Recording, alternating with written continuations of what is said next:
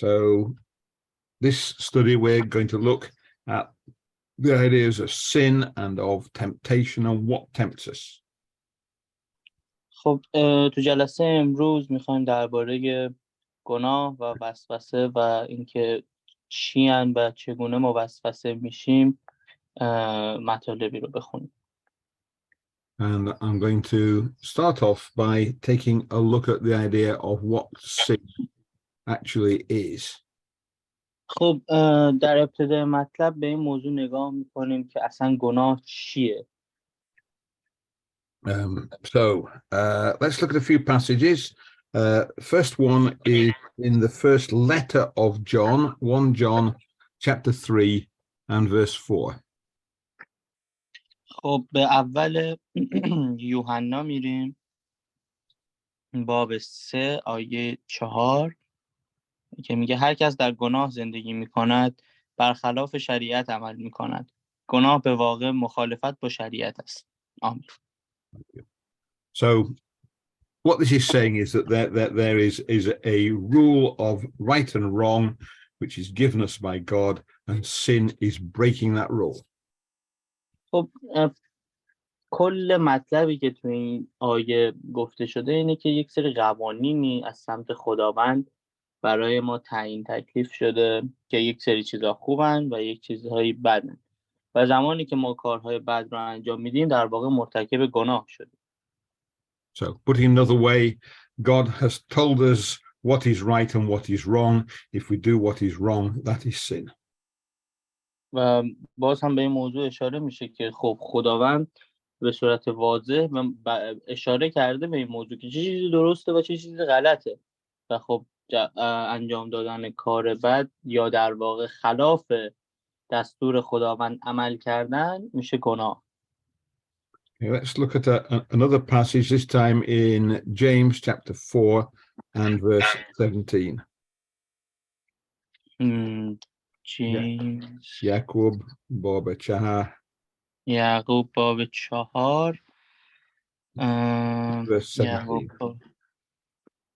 آیه 17. بنابراین هر که بداند چه کاری درست است و آن را انجام ندهد گناه کرده است. So this is talking about sin you can do by not doing something. خب تو این قسمت از کتاب مقدس به این موضوع داره اشاره میکنه که فقط انجام دادن کار بد گناه نیست، در واقع انجام ندادن کار خوب هم گناهه. یعنی اگر ما بدونیم کاری درسته و انجامش ندیم هم گناه کردیم. So if you're walking down a road and you see a child drowning and you don't pull it out of the water and rescue it, then you're doing something, you're not doing the right thing. That's sin. مثلا اگر شما دارین از یه خیابونی رد میشین، یه شخصی رو میبینین که ناخوش احواله و میدونین که باید بهش کمک کنین ولی این کار رو نمی کنین، شما گناه کردین. So it's not just doing something that is wrong that's sin, it includes not doing something that's right. خب پس کار بد انجام، کارهایی که بد تلقی میشن رو انجام بدیم فقط گناه نیست، گناه شامل انجام ندادن کار خوب هم میشه. So you can commit sin on your own in a room, doing nothing more than reading a book if you should be doing something else. شما مثلا میتونید توی اتاقی نشسته باشین در حال کتاب خوندن باشین، یعنی هیچ کاری نداشته باشین، فقط دارین کتاب میخونین، ولی کارهای مفیدتری هست، کارهای مهمتر و بهتری هست که انجام بدین ولی اجتناب میکنین، دوری میکنین از انجام دادنشون. شما در اون لحظه دارین گناه میکنین. Let's look at a third definition of sin, and this is in the Romans. خب به رومیان میریم. So it's Romans chapter 14 and verse 23. باب 14 آیه 23. اما کسی که درباره خوردن خوراکی دچار تردید است اگر آن را بخورد محکوم می شود، زیرا با ایمان نخورده است و آنچه از ایمان نباشد گناه است. آمین. So what's happening here is it's talking about people who are worried as to whether it is wrong to eat certain kinds of food.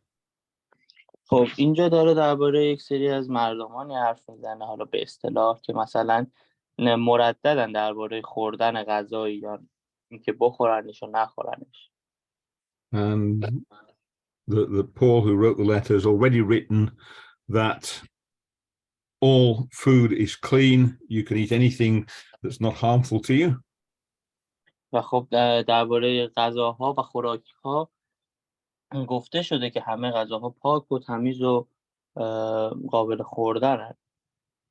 But some people felt that they were doing the wrong thing if they ate certain foods. ولی برخی مردم فکر میکنن یک سری از غذاها رو بخورن براشون مضره. And he says if you think you are doing the wrong thing, if you're doing something and you're uneasy about it, then for you at least it's wrong. و خب داره میگه اگر شما کاری رو دارین انجام میدین و فکر میکنین که اشتباهه، حداقلش اینه که واسه خودتون هم اگر اشتباهه از انجامش دوری کنید.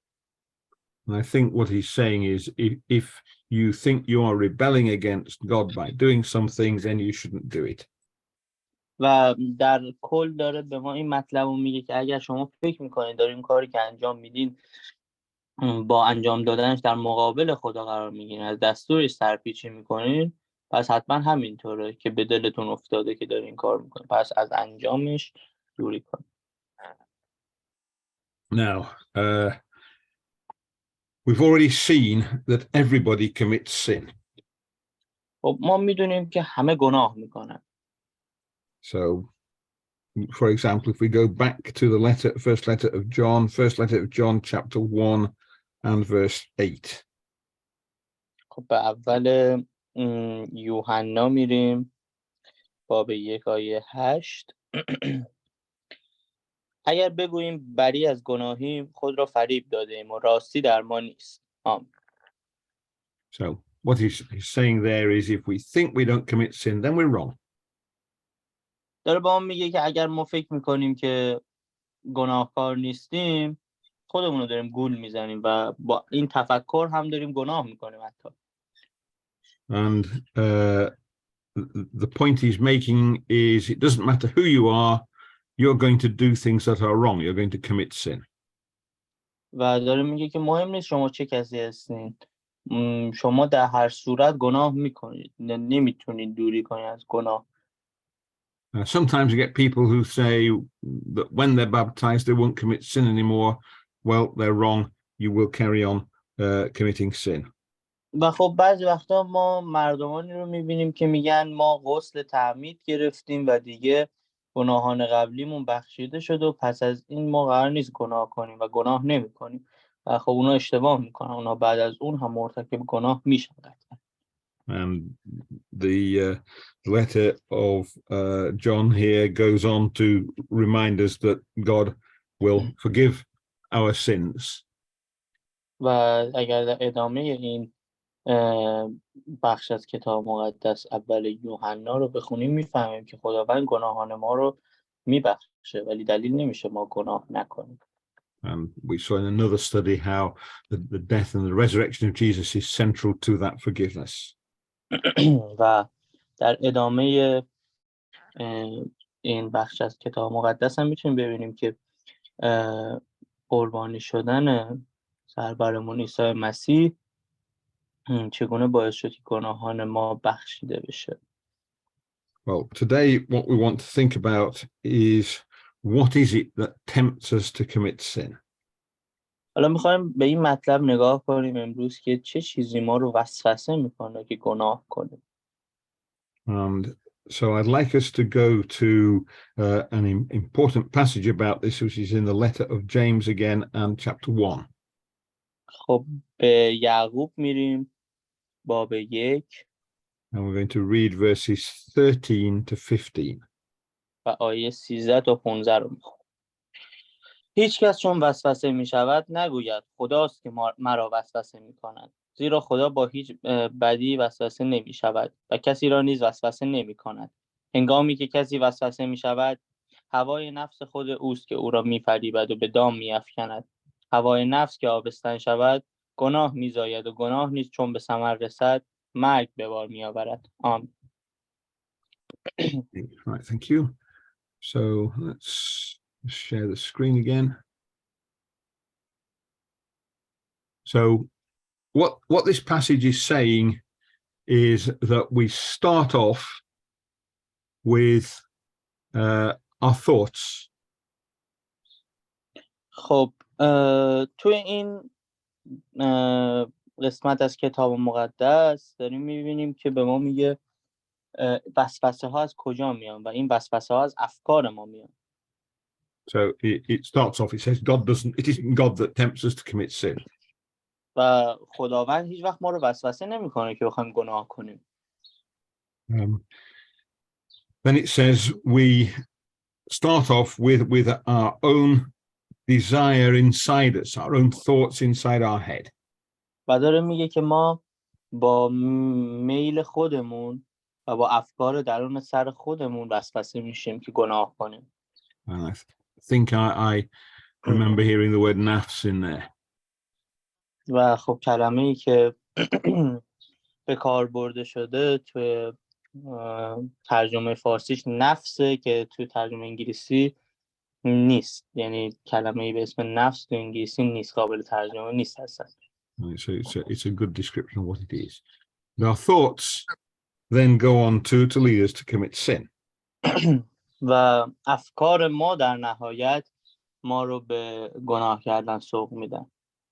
And then he says the sin, when it's finally come to an end, everything is worked out, that brings death. و خب گناه در نهایت جزاش مرگه.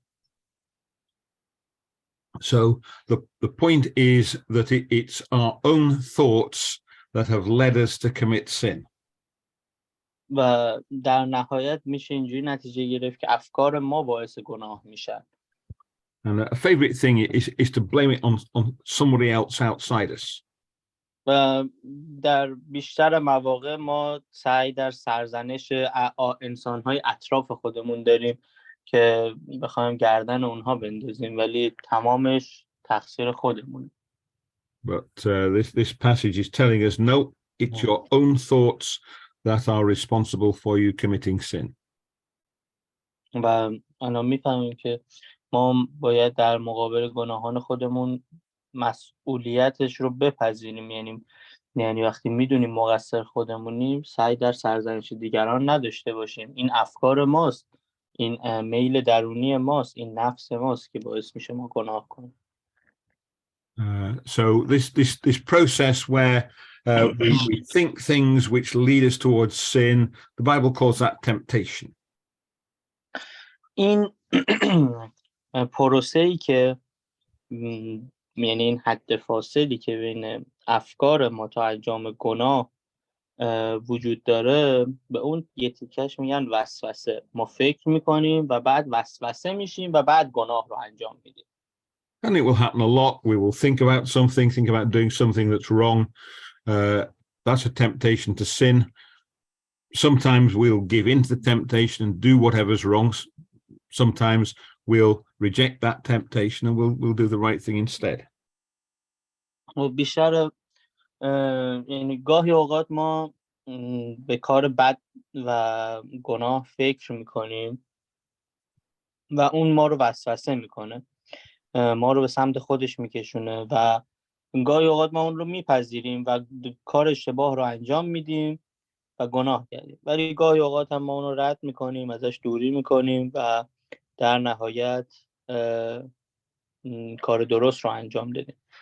And the important thing, of course, is to try to do the right thing as often as we can. و در نهایت باید به این فکر کنیم که ما باید کار درست رو همیشه انجام بدیم. So the important point that this passage brings out is that temptation comes from our own desires within us. و در نهایت این پیامی که این قسمت از کتاب مقدس داره اینه که گناه و وسوسه‌ای که باعث گناه ما میشه از درون ما میاد و میل خودمون و خواست خودمون. So that idea is picked up by other passages in the Bible as well. و خب این ایده از جاهای دیگه کتاب مقدس هم یه جورایی برداشته شده تقریبا، یعنی جمع‌آوری شده و جاهای دیگه هم بهش اشاره شده و میتونیم ببینیم. So look in the Gospel of Mark, for example. میتونیم مثلا به انجیل مرقس نگاه کنیم. So Mark chapter 7 and verses 20 to 23. مرقس باب 7 آیه 20 تا 23. مرقس باب 7 آیه 20 تا 23. او ادامه داد: آنچه از درون آدمی بیرون میآید آن است که او را نجس میسازد، زیرا اینهاست آنچه از درون و دل انسان بیرون میآید: افکار پلید، بی‌عفتی، دزدی، قتل، زنا، طمع، بدخواهی، حیله، هرزگی، حسادت، تهمت، تکبر و حماقت.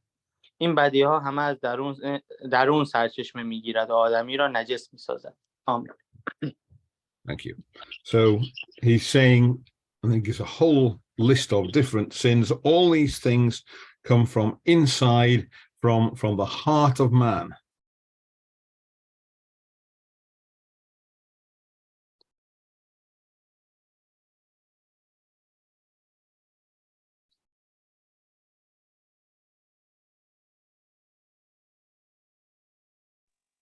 Sorry, Brother John. Can you say that again? I wasn't able to hear you. No, you muted by mistake there. So Yeah, that's okay. So I'll say it again, and then you can translate again. So what the passage is telling us is that these sins come from inside, from within our hearts. و خب اینجا در این قسمت از کتاب مقدس داریم میبینیم که داره اشاره میکنه تمام این گناه ها، این وسوسه ها از درون ما، از دل ما میاد و همش میل خودمونه و خداوند دخیل نیست در این امر. And in the Bible, this idea of the heart, it really means our innermost thoughts. و خب اینجا درباره قلب که صحبت میکنه، این ارگان درونی ما نیست، در واقع درباره افکار ما صحبت میکنه که از قلبمون، از احساساتمون گرفته میشه.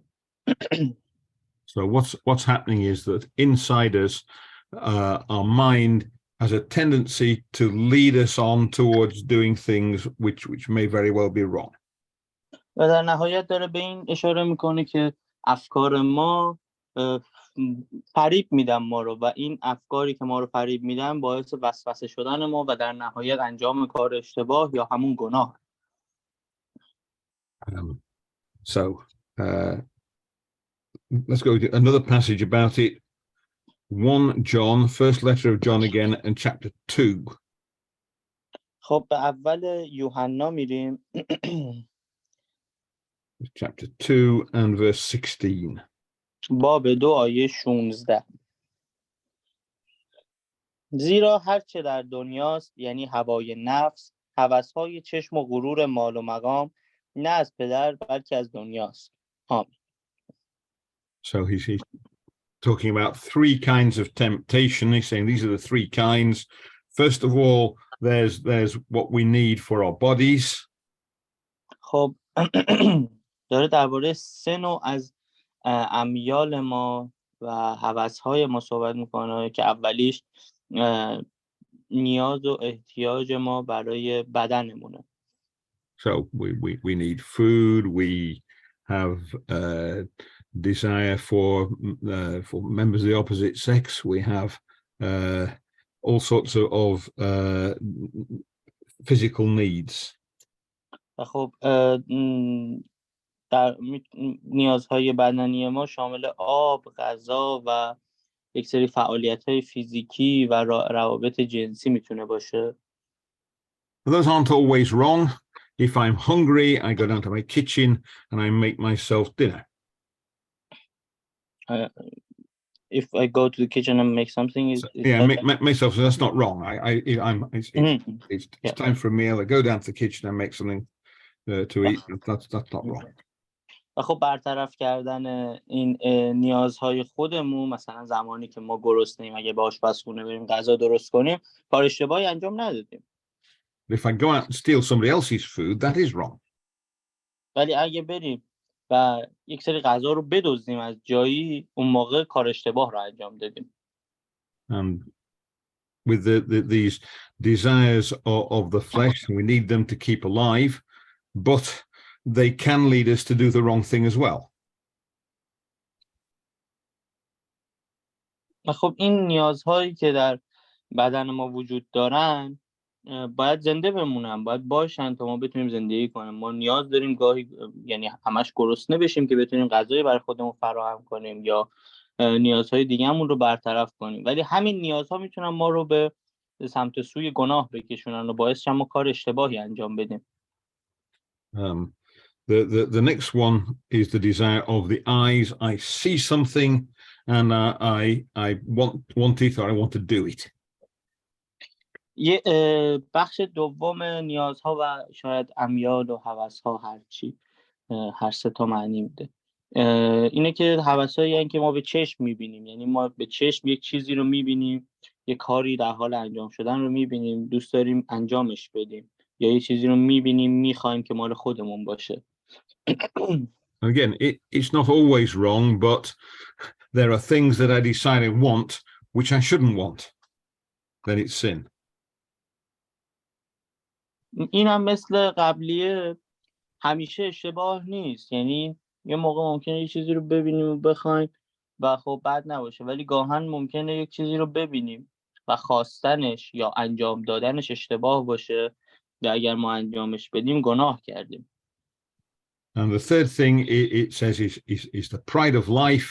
I think something will make me more important, or a person who is more in control of everybody else.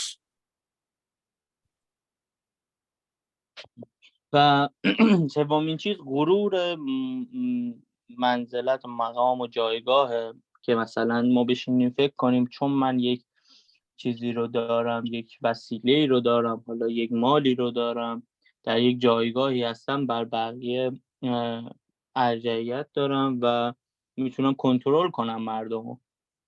So it's usually a bad thing if I do something because I think it will make me look good to everybody else. و اگر ما بخوایم از اون مقام خودمون سوء استفاده کنیم تا نسبت به افراد دیگه بهتر دیده بشیم یا مقام خودمون رو نسبت به دیگران بالاتر بدونیم یا نشون بدیم، این کار اشتباهیه. What John is saying in this passage is that these are the sources of temptation. Every temptation will come from one of these three things, maybe even two or three of them. و خب یوحنا داره اینجا به این موضوع اشاره میکنه که تمام امیال و وسوسه های ما از این سه تا میاد، یا هوس بدنی ماست، یعنی امیال بدنی ماست، نیازهای فیزیکی ماست، یا از چشم میاد، یا از غرور مقام و جایگاهمون میاد.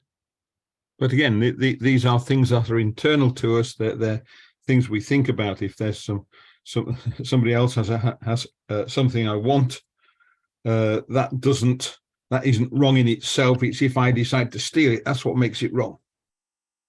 خب مثلا این شکلیه که یک کسی یک چیزی رو داره که من میخوام، در این زمان نگاه کردن بهش مشکلی نداره، ولی اگه به ذهنمون این موضوع خطور کنه که خب من برم بدزدمش، یا واقعا بریم بدزدیم اون وسیله یا اون چیزی که در دست کسی دیگه است ما میخوایمش، اون زمان گناه کردیم. There's one other passage I think we ought to look at in the Old Testament about this, and that's in the prophecy of Jeremiah, the book of Jeremiah. حالا به عهد عتیق میریم، به ارمیا chapter 17 and verse 9. باب 17 آیه 9 که میگه دل از همه چیز فریبنده تر است و بسیار بیمار، کیست که آن را بشنود؟ So Jeremiah 17 verse 9, it says your heart is more deceitful than anything else. خب اینجا میبینیم داره میگه که دل ما، قلب ما از تمام چیزهایی که اطراف ما هست فریبنده تره. So if anything's going to lead us to do things that are wrong, it's our own secret thoughts. و تنها چیزی که میتونه ما رو به سمت گناه سوق بده افکار خودمونه که از درون ما میاد. Now, there are people who say, no, what it is there's some creature outside, like a sort of second god, or like an evil angel, which puts bad thoughts into our minds.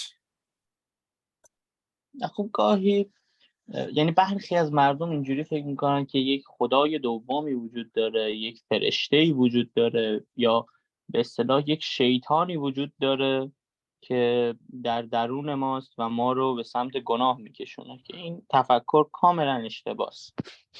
So you've used the word shaitan already. Sometimes you call it ابلیس. و خب شیطان یا ابلیس یا هر چیز دیگه‌ای که اسمشو میذاریم که میگم مثلا میگیم شیطان گولم زد یا همچین چیزی، اشتباهه. شیطان در واقع همون افکار خودمونه. And in the Bible, you find occasions where people are tempted by ابلیس, by the devil. شما توی کتاب مقدس میبینید که برخی از مردم توسط ابلیس فریب خوردن. So, for example, if you look in ابلیس, right? ابلیس, yes. I hope so anyway. There's an example in Matthew chapter 4 and verse 1. به متی میریم باب 4 آیه 1. آنگاه روح عیسی را به بیابان هدایت کرد تا ابلیس وسوسه‌اش کند. So Jesus there is being tempted to sin by the devil. خب می‌بینیم اینجا عیسی مسیح توسط ابلیس وسوسه میشه که گناه کنه. But we've just seen that what tempts us to sin is our own thoughts. و خب ما دیدیم که تنها چیزی که باعث میشه ما گناه کنیم یا ما رو وسوسه میکنه افکار خودمونه. So it's our own thoughts that lead us to sin. It's part of our human personality, and that's the devil. خب این ذات انسانی ماست که ما رو به سمت گناه میکشونه و در واقع این ذات انسانی ماست که ابلیسی رو درست میکنه تا ما باعث بشه ما گناه کنیم. And the idea of this supernatural creature that tempts us to sin doesn't really work in the Bible. خب این قضیه ماوراء طبیعی بودن یک موجودی که بیاد ما رو وسوسه کنه تا گناه کنیم کاملا غلطه و توی کتاب مقدس اصلا رد میشه، اصلا بهش اشاره هم حتی نشده. So for example, if you go to Romans chapter 7 and verse 17, it says that 17 and 18 anyway. رومیان باب 7 آیه 17 و 18 رو میخونیم که میگه در این صورت دیگر من نیستم که آن عمل را انجام میدهم، بلکه گناهی است که در من ساکن است. میدانم که در من، یعنی در نفس من، هیچ چیز نیکویی ساکن نیست، زیرا هر چند میل به انجام آنچه نیکوست در من هست، اما نمیتوانم آن را به انجام رسانم. آمین. So Paul there is talking about this tendency of sin, which is inside all human beings. خب اینجا داره درباره میل به گناه صحبت میکنه که در تمامی انسان‌ها، در درون تمام انسان‌ها وجود داره. And if we go back to Romans chapter 6 and read verse 23, we see what happens to people who commit sin. رومیان باب 6 آیه 23 رو میتونیم ببینیم که بر سر کسانی که گناه کردن چه بلایی اومد. زیرا مزد گناه مرگ است، اما عطای خدا حیات جاودان در خداوند ما مسیح عیسی است. آمین. Right. So what that's saying doesn't restrict it to just men. It says anything that commits sin is going to die. می‌بینیم اینجا که نه تنها انسان‌ها بلکه هر چیزی که گناه کنه و باعث گناه بشه، هر موجودی که گناه کنه میمیره. So suppose that there was some creature outside human beings that was going to tempt human beings to commit sin. و خب چیزی در بیرون خود انسان وجود نداره که اونو وسوسه کنه گناه کنه. تمامش افکار خودمونه. So such a creature would be going against God. It would be committing sin all the time. و همیشه یک چیزی هست که در مقابل خداوند بخواد قرار بگیره. And therefore, it would have to die. در اون زمان اون موجود باید بمیره. So there's no such thing as a sinful being which continues to tempt human beings. و موجودی وجود نداره که دائما در حال گناه باشه و بخواد انسان‌ها رو وسوسه کنه که بخوان گناه کنن. At least there's no immortal supernatural thing outside. Of course, we can tempt each other and we do it all the time, but there's no supernatural creature that does that. و و موجود نامیرای ماوراء طبیعی که ما به اسم شیطان میشناسیم وجود نداره که بخواد ما رو وسوسه کنه. So when the Bible uses the word ابلیس, it's talking about this thing inside us, this part of our ordinary human nature, which makes us sometimes choose to do the wrong thing, or at least want to do the wrong thing. و خب در کتاب مقدس افکار ما رو ابلیس معرفی کرده. حالا ابلیس در زبان فارسی هم معنای یک اسم دیگه واسه شیطانه. و خب ابلیس در واقع اون روی گناهکار ما که باعث میشه ما گناه کنیم. The Bible specifically uses the word shaitan differently from the word ابلیس. و در کتاب مقدس برخلاف زبان فارسی ما شیطان و ابلیس رو دو تا لغت جدا از هم ترجمه کرده و دو تا معنی مختلف داره. So in ordinary culture, people tend to just use the words ابلیس and shaitan as though they meant the same thing. In the Bible, they don't quite.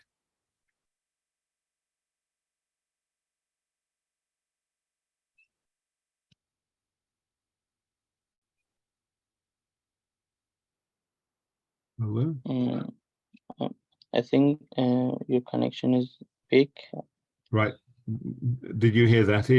In ordinary life, we tend to think of the words ابلیس and shaitan as meaning the same thing, but in the Bible, they mean different things.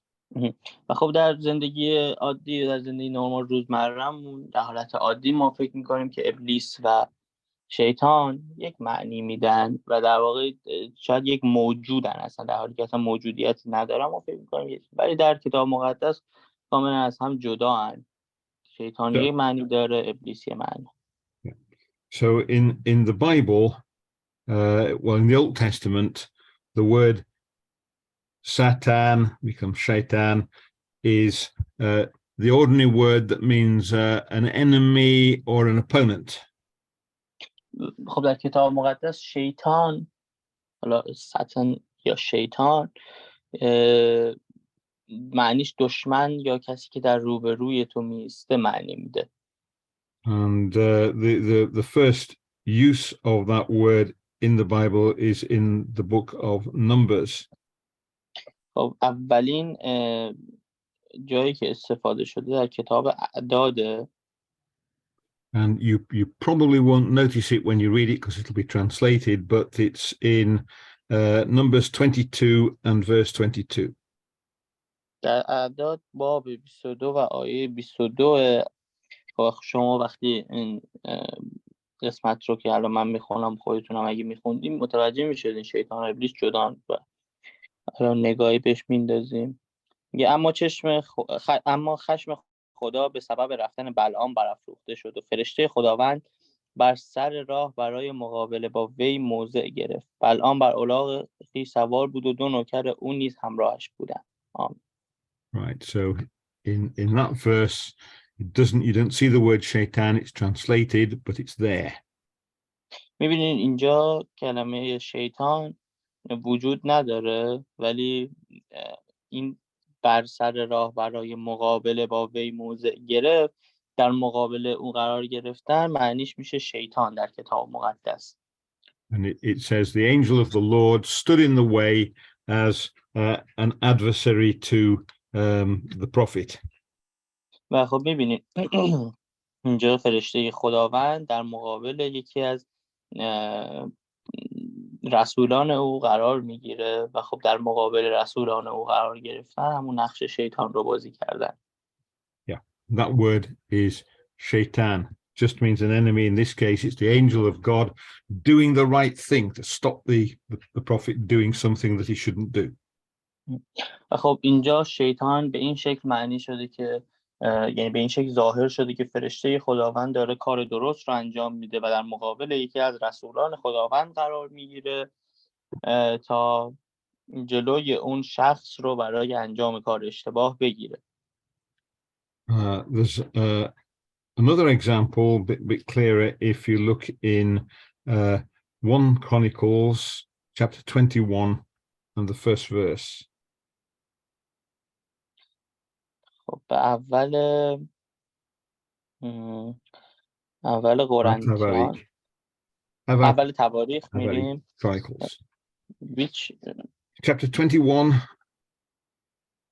باب 21 آیه And read verses 1 to 3, please.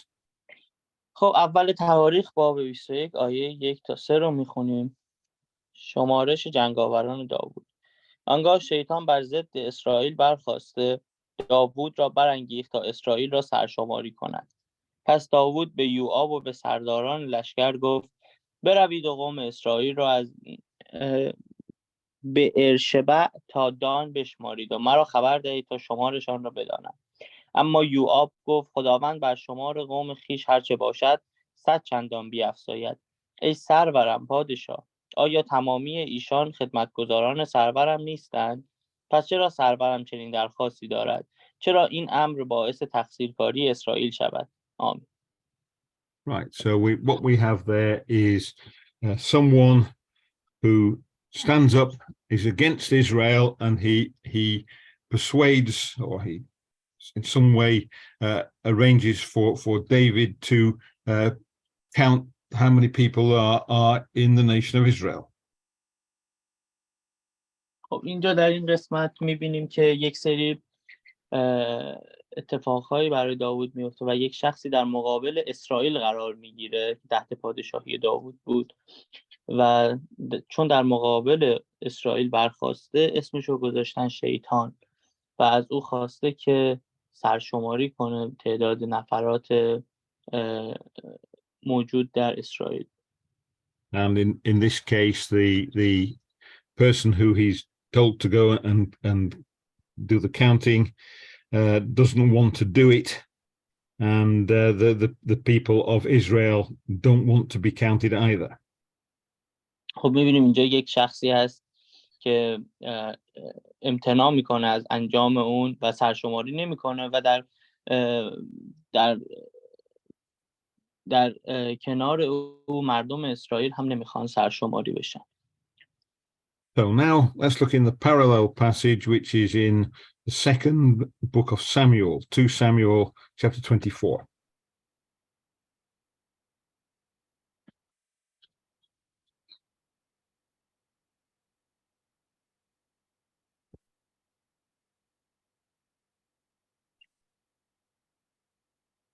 Second book of Samuel. دوم ساموئل باب 24. دوم ساموئل باب 24 آیه 1. دیگر بار خشم خداوند بر اسرائیل افروخته شد و داوود بر ضد ایشان برانگیخته گفت برو اسرائیل و یهودا رو شمارش کن. Right, and we won't do it now, but if you were to read on down the chapter, you'll see it's exactly the same thing. Again, he asks the commander of the army to count Israel, and Joab, the commander, doesn't want to do it. And in fact, in both accounts, you find that the census starts off, but it comes to an end before everybody's been counted. و خب اینجا میبینیم که بار دیگه از داوود خواسته میشه که اسرائیل و یهودا رو شمارش کنه و داوود هم به سرلشکر خودش، فرمانده لشکر خودش یوآب میگه که این کار رو انجام بده و اون تمام و کمال این کار رو انجام نمیده. But the important thing is that in Chronicles, it was Shaitan who told David to count everybody in Israel. In 2 Samuel 24, it's God. و در تفاوتی که اینجا میبینیم اینه که در تعاریف که تازه خوندیم به ما میگه که شیطان به داوود دستور داد یا بهش گفت که شمارش کنه، ولی توی دوم سموئل داریم میبینیم که خداوند به داوود دستور میده که شمارش کنه. Oh, interesting problem. If you think that Satan is an evil creature opposed to God, then you have problems because Shaitan and God are the same person here. و خب اگر تا الان این تفکر رو داشتین که شیطان یک موجود ماوراییه که در واقع در مقابل خدا میسته، یا شاید هم اینجوری بوده که رئیس جهنمه یا هر چیزی، خب این اشتباهه. اینجا میبینیم که خدا و شیطان یک نفرن. If you realize that the word shaitan just means an opponent, here God is opposed to Israel.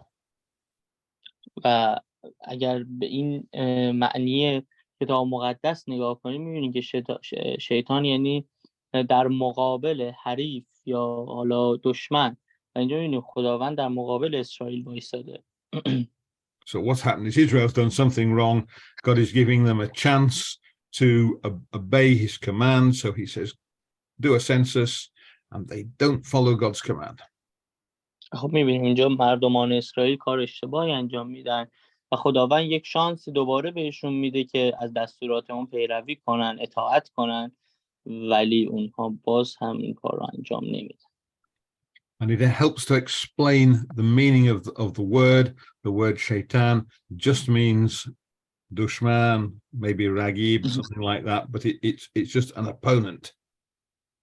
و خب میبینیم که اینجا داره شیطان رو به معنی دشمن، رقیب، حریف، روبرو، در مقابل معنی میکنه که هر چیزی که معنی بده در کتاب مقدس به این شکل درسته، چون در مقابل اونها داره قرار میگیره دیگه.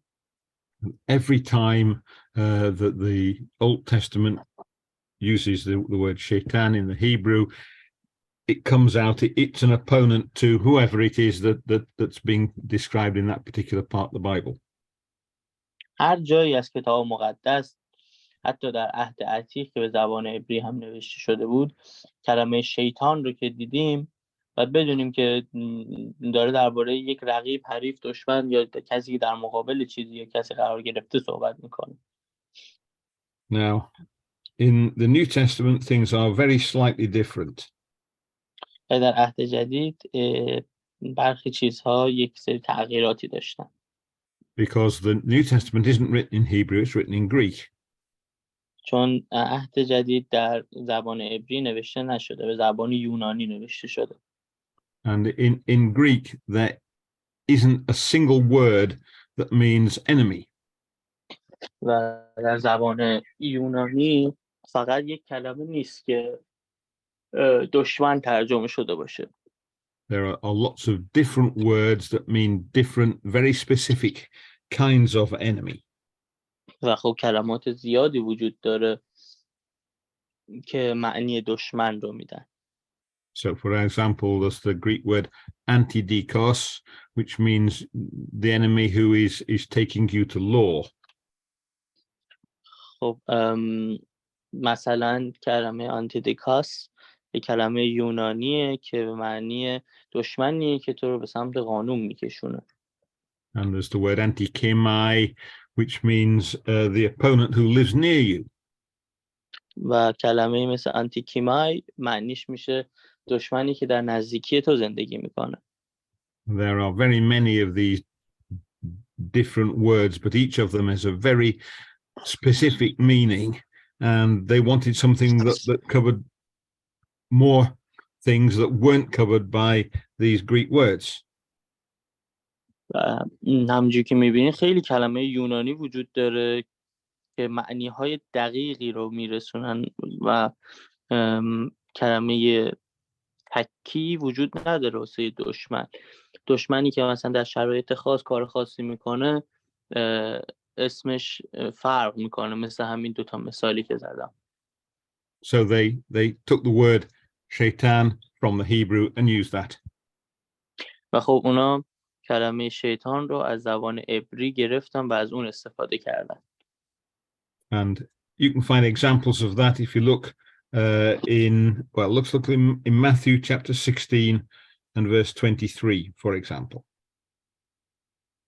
متی باب 16 آیه 23. عیسی روی برگردانیده به او گفت دور شو از من ای شیطان، تو مانع راه منی، زیرا افکار تو انسانی است نه الهی. آمین. Thanks. So what's happened there is that Peter has been trying to persuade Jesus that he doesn't need to go and die on the cross. اینجا میبینیم که پتروس داره جلوی عیسی مسیح رو میگیره که به روی صلیب نره و خب عیسی مسیح به اون میگه که از من دور شو ای شیطان، و اینجا داره پتروس که جلوی اون رو گرفته در مقابل اون قرار گرفته رو شیطان خطاب میکنه. So Peter is being an opponent, being an enemy to Jesus at that time, and Jesus calls him shaitan. خب میبینیم اینجا یک جورای رقیب و حریف یا دشمن تلقی شده پتروس برای عیسی مسیح و عیسی مسیح هم اون رو شیطان خطاب کرد. But it's very clear in that passage. It says Jesus said to Peter, "Get behind me, Satan." میبینیم خیلی واضح به این موضوع اشاره کرده که عیسی مسیح به پتروس میگه دور شو از من ای شیطان. So it's not saying there's some other being, an evil, wicked being that's tempting you. He's speaking to Peter. خب میبینیم با یک موجود ماورایی صحبت نمیکنه، با یک موجود عجیب غریبی صحبت نمیکنه، اونو شیطان خطاب نمیکنه، با پتروس داره صحبت میکنه.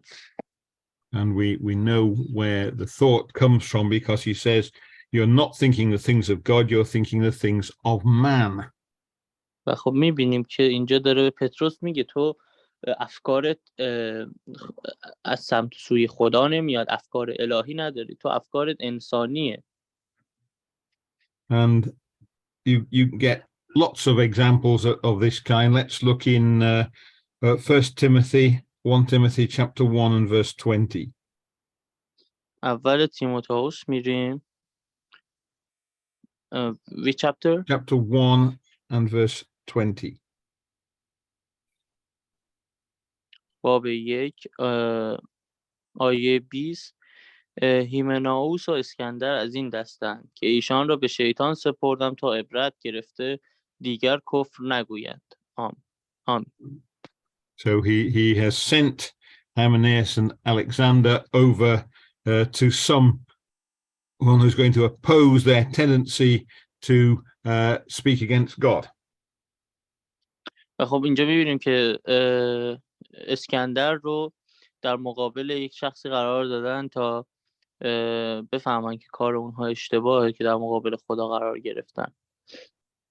Now, obviously, he's not talking about the evil opponent to God, that wouldn't teach you not to blaspheme. He's giving them over to somebody who's going to correct their tendency. خب می‌بینیم اینجا درباره یک موجودی که در مقابل خدا قرار میگیره صحبت نمی‌کنه. درباره یک شخص صحبت می‌کنه که در مقابل اسکندر قرار میگیره تا به اون عبرت کارهای اشتباهش رو نشون بده. And there are many examples like that all over the New Testament. One in 1 Corinthians chapter 5 and verse 5. خیلی مثال‌های دیگه‌ای هم در عهد جدید درباره این موضوع وجود داره. یه مورد دیگه‌اش رو بخوایم نگاه کنیم به اول قرنتیان باب 5.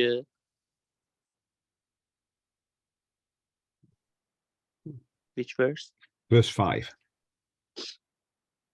اول قرنتیان باب 5 آیه 5 که میگه این مرد را به شیطان بسپارید تا با نابودی نفس گناهکار روح در روز خداوند عیسی نجات یابد. Yeah. So again, it's someone who has been doing something that was very wrong indeed, and Paul has sent him to somebody who is going to make sure he doesn't keep on doing that. و خب میبینیم اینجا یک شخصی بود که کارهای بسیار اشتباهی را انجام میداد و بسیار گناهکار بود و میگن که اون رو به دست کسی بسپارن که بتونه اون رو متوقف کنه و یه دیگه گناهکار نباشه اون شخص. So the point is that there isn't an evil supernatural creature that tends to make us commit sins. و بار دیگه میبینیم که یک موجود ماورایی وجود نداره که بخواد جلوی باعث گناه ما بشه، یا یک موجود ماورایی نیست که در مقابل خداوند ایستاده باشه. What we have is our internal thoughts that tend to lead us towards sin. و چیزی که هست این افکار نامحدود درونی ماست که باعث گناه ما میشه. It's not, there's a picture you often get of a sort of an angel who is telling you to do the right thing and a devil that's telling you to do the wrong thing, and somehow you've got to work out between them. It isn't like that. It's all inside your head. و چیزی به اسم فرشته سمت چپ و راست وجود نداره که یکیش میگه کار بد بکن، یکیش میگه کار خوب بکن، یکی نامه اعمال خوبتون می‌نویسه، یکی نامه اعمال بدتون می‌نویسه. هیچ کدوم از اینا وجود ندارن. تمامش هر چی که وجود داره تو افکار ماست و از ذهن ما میاد. So let's look at the example, so the relationship between the word devil and ابلیس and the word شیطان. خب بریم به یک مثالی برای یک نموداری رو نشون بدیم برای رابطه بین شیطان و ابلیس. Because the devil of course is always our enemy. و خب اینو میدونیم که ابلیس همیشه دشمن ما هست. And so the word shaitan can be used to describe ابلیس. و کلمه شیطان میتونه یک جورایی معنی ببخشه به ابلیس. But the word can be used for many other things as well. و این کلمه میتونه واسه خیلی چیزهای دیگه هم به کار بره. And we saw an example where God was described as Shaitan because he was an opponent of Israel. خب یه مثالی هم دیدیم که خداوند در نقش شیطان ظاهر شد. And we saw an example where an angel was sent by God to stop the prophet doing something wrong. و این مثالی هم دیدیم که خداوند یکی از فرشتگانش رو فرستاد تا یکی از رسولان خودش رو از کار بد دور کنه و جلوشو بگیره. So ابلیس refers to the evil thoughts that come from the nafs in our mind. و خب ابلیس اینجوری معنی میشه که افکار شیطانی و زشت و پلیدی که در سر ما، در نفس ما، در افکارمون وجود داره. And that's our opponent, so it could be called shaitan. و خب چون دشمن ما و شیطان هم معنیش میشه دشمن، پس ابلیس و شیطان میتونن یک معنی بدن. But any other opponent to us, whether good or bad, could be referred to as shaitan as well. و خب دشمنان دیگه ما که حالا خوب ما رو میخوان یا بد ما رو میخوان یا میخوان ما رو به سمت کارهای بد ببرن یا سمت کارهای خوب ببرن، شیطان تلقی میشن. And the important thing to think about, because this temptation comes from inside us, is to remember that we can't trust what we instinctively want. We have to think about it and decide whether it's right or whether it's wrong. و خب این به ما داره آموزش میده این موضوع رو که ما هر چیزی که دیدیم رو نباید بخوایم و باید قشنگ دربارش فکر کنیم که آیا درسته یا غلطه. And I'm going to finish there. خب اینم از پایان مطلبمون بود.